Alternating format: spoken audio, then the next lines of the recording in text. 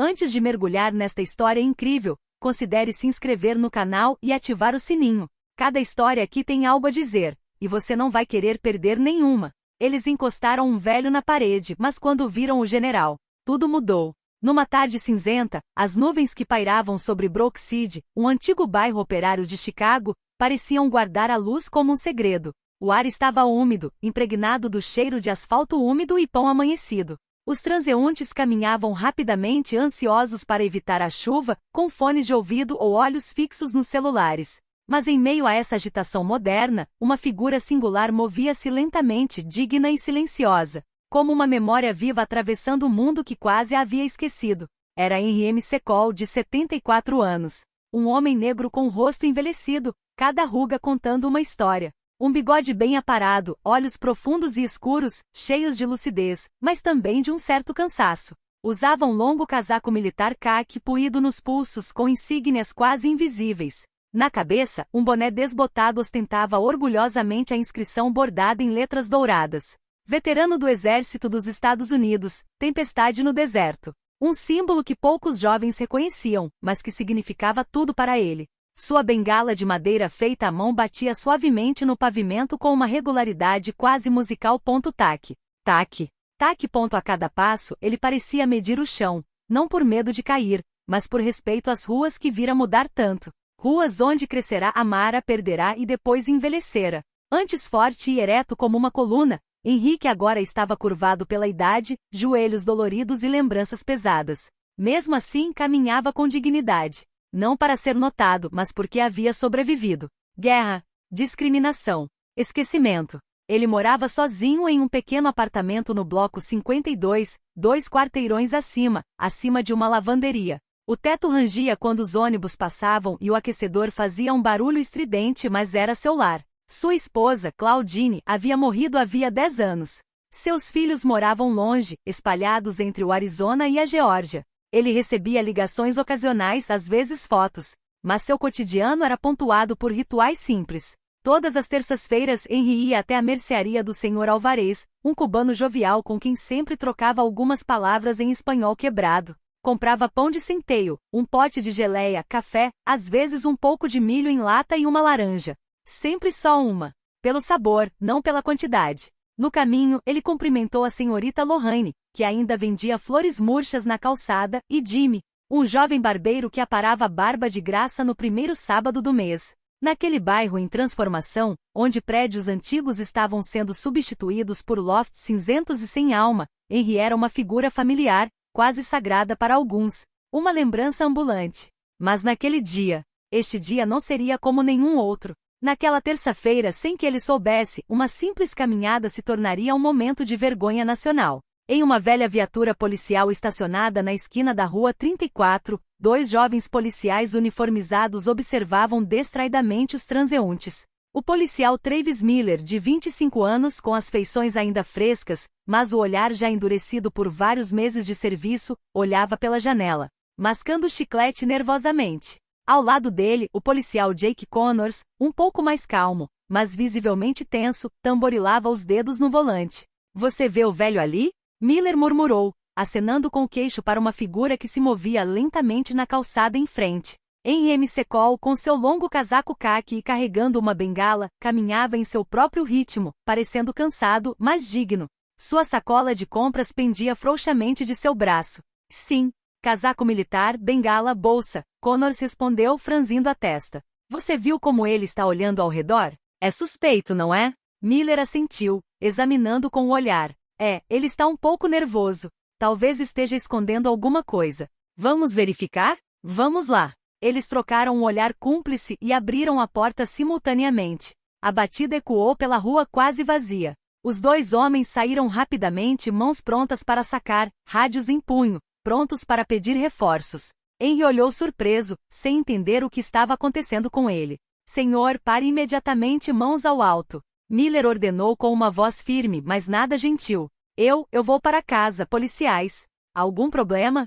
Henry respondeu com a voz trêmula misturada com espanto. Antes que pudesse dizer mais alguma coisa, Miller agarrou seu ombro com força e o jogou contra a parede de tijolos vermelhos de um prédio velho e decrépito. A sacola de compras caiu no chão com um baque, soltando algumas maçãs que rolaram e pararam no asfalto rachado. Connors, um pouco desajeitado, colocou a mão na cintura de Henry, começando a procurá-lo, seu olhar buscando algo que ele não tinha. Henry, surpreso, permaneceu imóvel, ofegante, com as mãos trêmulas pressionadas contra a parede fria.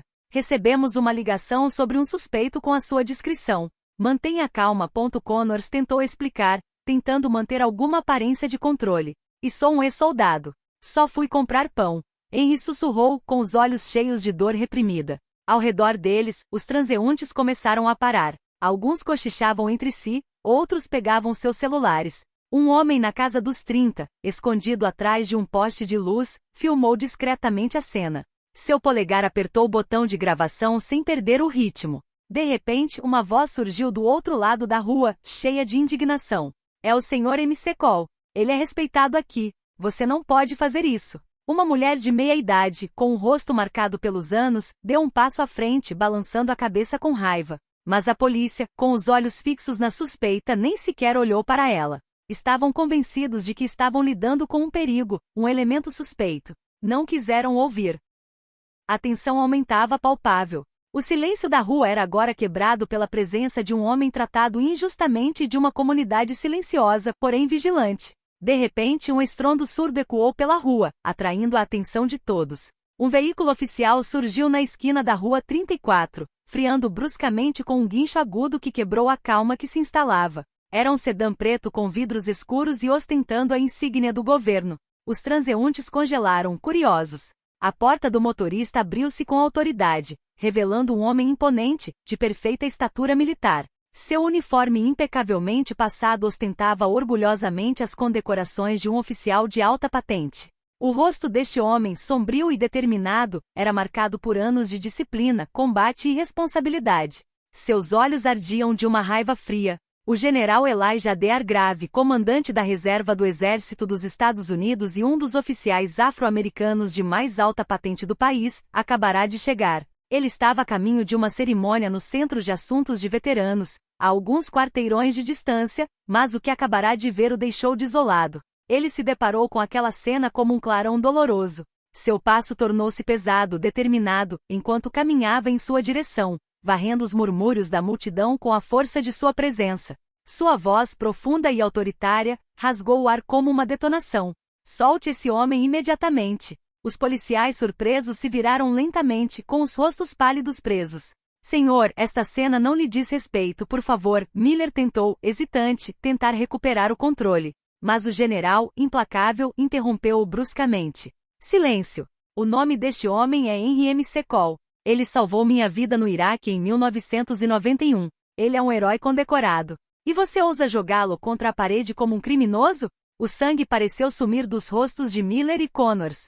Suas mãos tremiam e eles abaixaram a cabeça, envergonhados. General, nós não sabíamos. Connors gaguejou, as palavras ficando presas na garganta. E esse é o problema. Você não sabe de nada. Você vê um velho negro com uma bengala e presume que ele esteja desconfiado.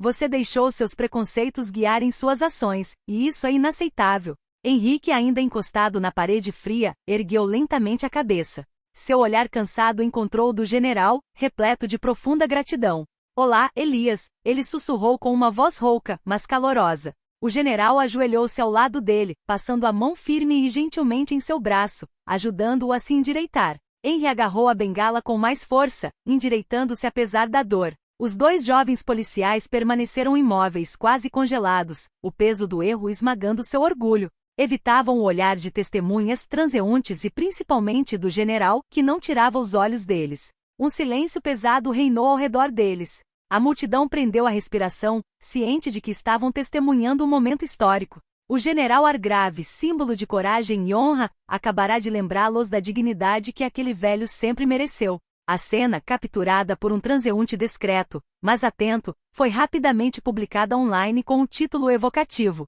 Eles algemaram um veterano, depois viram o general. Em menos de 24 horas, o vídeo viralizou.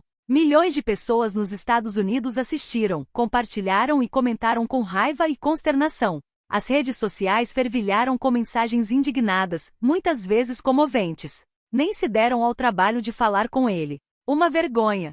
É por isso que falamos em discriminação racial sistêmica. Este não é um caso isolado. Honre seus veteranos. Não os humilhe nas ruas. Este velho é um herói, não um suspeito. Hashtags como #RespectHenryMCCall e #JusticeForVeterans inundaram o Twitter, o Instagram e o Facebook. Influenciadores, figuras públicas e os próprios veteranos se manifestaram para denunciar a injustiça. Uma onda de indignação rapidamente se espalhou pela cidade de Chicago. Protestos pacíficos logo foram organizados em frente à delegacia de polícia local. Ex-soldados uniformizados discursaram para uma multidão atenta, relembrando o sacrifício de seus irmãos de armas e pedindo reformas abrangentes no treinamento e na cultura policial. O general Elijah D. Hargrave, por sua vez, fez uma declaração oficial amplamente divulgada pela mídia. Este país deve proteger aqueles que o defenderam. Henry MCCall é um herói. O que ele vivenciou é inaceitável e intolerável. Devemos nos unir para garantir que nenhum veterano, ou qualquer outra pessoa, seja tratado dessa forma novamente. Em resposta à pressão pública e a uma investigação interna, os dois jovens policiais Miller e Connors foram imediatamente suspensos.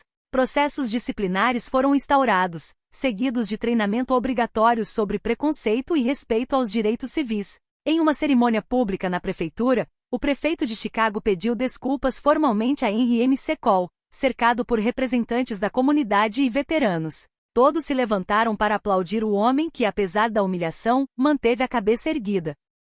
Mas Henry, fiel a si mesmo, não buscou vingança nem ressentimento. Num sussurro calmo diante dos microfones e câmeras, declarou: "Não quero a ruína deles. Quero a consciência deles. Que aprendam. Que vejam além da cor da pele, além do preconceito. Que vejam humanidade simplesmente." Nas semanas seguintes, em homenagem a este momento de justiça e memória, uma praça do bairro foi renomeada para Praça Henry MCCall. Uma placa gravada foi colocada aos pés de um carvalho centenário com a inscrição: "Aos que lutam por um país, mesmo quando nem sempre são bem recebidos por ele." Numa manhã de outono, enquanto o sol nascia suavemente sobre Brookside, Henry sentou-se em um banco de pedra na praça que ele agora chamava de sua, observando as crianças correndo, rindo e brincando entre as folhas caídas. Ao lado dele, o general Hargrave, em trajes civis, entregou-lhe uma xícara de café fumegante. "Sabe, Henry, mesmo depois de todos esses anos, você continua a ensinar a este país o que a honra realmente significa." Henry sorriu suavemente, olhando para o horizonte distante, em direção a um horizonte tranquilo. "Não busco honra. Só quero que um dia um homem não precise mais exibir suas medalhas para ser respeitado." Um silêncio pacífico envolveu os dois homens, cúmplices de uma história maior que seus nomes.